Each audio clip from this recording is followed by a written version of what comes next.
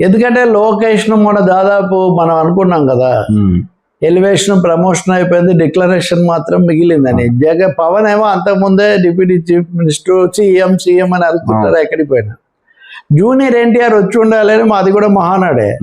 ఈ KK survey చేసినప్పుడు అతన్ని అడిగారు ఉడికే మీడియా వాళ్ళు కొన్ని వివరాలు పంచుకోండి అని.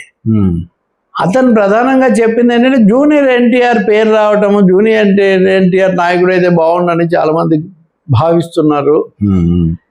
ఇప్పుడు 7% ఉంది అంటే అసలు రాజకీయాల్లో లేడు, నేను అది చెప్పడం లేదు, అయినా అతనికి 7% ఉంది అంటే ఇది చెప్పుకోదగింది.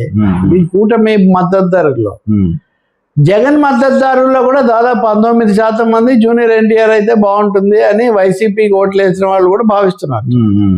కాబట్టి ఈ రెండు చూసినప్పుడు జూనియర్ ఎన్టీఆర్ పొటెన్షియల్ అపోనెంట్ లేదా పొటెన్షియల్ ఛాలెంజర్ అవుతాడు అని సర్వే చేసిన ఆయన యొక్క అభిప్రాయం. రెండో తెలుగుదేశానికి సంబంధించి చూస్తే లోకేష్ వర్సెస్ జూనియర్ ఎన్టీఆర్ అని ఇది ఎప్పుడు వైసీపీ వాళ్ళు ఎక్కువ మాట్లాడుతున్నారు.